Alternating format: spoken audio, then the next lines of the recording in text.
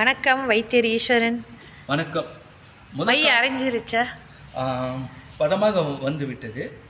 இப்போ காணொலிக்கும் இப்போ இரண்டாம் காணொலிக்கும் என்ன வித்தியாசம் பார்த்தீங்கன்னா, இந்த கல்வம் வந்து ஆரம்பத்தில் நான் நன்னி கல்வம் உபயோகித்தேன்.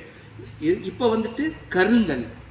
அப்போ நன்னி கல்லுக்கும் கருங்கலுக்கு என்ன வித்தியாசம் அப்படின்னு கேட்டால், நன்னி கல் அது கொஞ்சம் குளிர்ச்சி கூட, இது கருங்கல்லுக்கு கொஞ்சம் உஷ்ணம் கூட.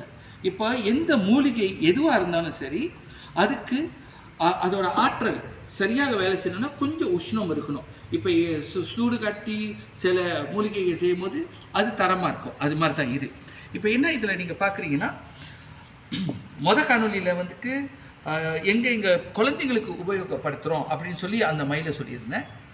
இப்போ அதே மை இதை வந்துட்டு பெரும்பாலும் உள்ளங்கையில் பயன்படுத்தலாம், அல்லது காலில் பயன்படுத்தலாம், கால் பாதத்தில் பயன்படுத்தலாம், உச்சி தலையிலையும் பயன்படுத்தலாம். அதாவது இந்த மை பொட்டுங்கிறது குழந்தைக்கு தான் எல்லாம் பார்த்துக்கிட்டு இருந்தாங்க.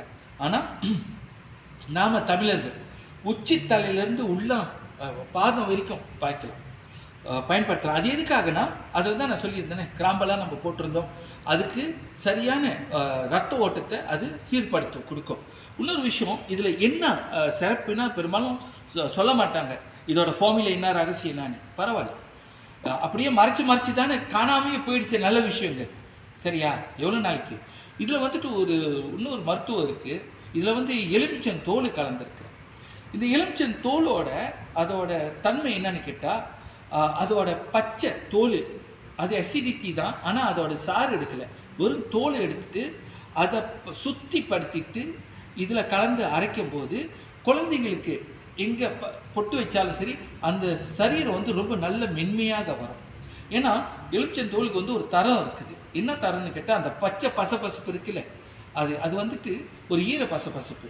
அதனால தான் அந்த காலத்தில் இப்போ வீட்டு முன்னுக்கு எலுமிச்சம்பழத்தை வெட்டி இப்படி விற்கிறாங்க.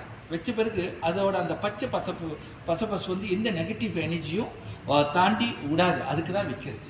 அதே மாதிரி தான் இந்த பொட்டை நாம் மாநிலர்கள் குழந்தைங்களுக்கெல்லாம் வச்சாலும் சரி, வயதானவர்களுக்கு வச்சாலும் சரி, அது என்ன தரம் கொடுக்கணும்னா, நம்மளோட எனர்ஜி என்றைக்குமே பாசிட்டிவாகவே வச்சுருக்கோம். சரியா? ஸோ என்ன விஷயம்னா, இன்னொன்று ரொம்ப ரொம்ப முக்கியமான விஷயம், இது பாரம்பரியம் தான். அதுக்குன்னுட்டு பாரம்பரியம் தானே, அம்மா செஞ்சாங்களே, பாட்டி செஞ்சாங்கன்னு சொல்லிட்டு ஹைஜீன் இல்லாமல் நம்ம செய்யக்கூடாது. ஏன்னா இந்த கல்லை நம்ம பிடிக்கும்போது நான் கிட்டத்தட்ட ஒரு 1.5 hour நான் இதை அரைச்சிக்கிட்டு இருக்கேன். இந்த 1.5 hour அரைச்சிக்கிட்டு இருக்கும்போது உங்களோட கையோட வேர்வைகள் இதுக்கு போகக்கூடாது. அவசரத்துக்கு இந்த கையை கூட இப்படி கூட பார்க்கக்கூடாது. அதனால தான் நான் இதை பாருங்க, என் கையை பாருங்கள், எங்கேயாச்சும் கருத்து இருக்கேன் நான். So hygiene is first priority in preparing any treatment. So அதனால தான் நாம் இந்த தரம் எதுக்குன்னா, நம்புகிறாங்க, மக்கள் நம்பி வாங்குகிறாங்க நம்மள்கிட்ட. தரமான பொருளாக இருக்கும், நம்ம குழந்தைக்கு உபயோகப்படுத்தினா குழந்தை நல்லா வருமேன்னு நம்பி வாங்கும்போது அதில் எந்த ஒரு டாக்ஸிக்கோ எந்த ஒரு அழுக்கோ இருக்கக்கூடாது. ஏன்னா குழந்தைங்க. ஸோ எந்த வேலையை செஞ்சாலும், பாரம்பரியமாக இருந்தாலும், safety and hygiene is very important.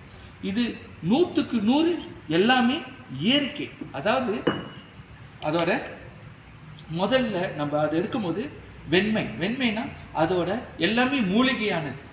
ரெண்டாவது என்னங்க, அதோட தரம்னா அதை எப்படி தரமாக நம்ம உற்பத்தி பண்ணுறோம்னு.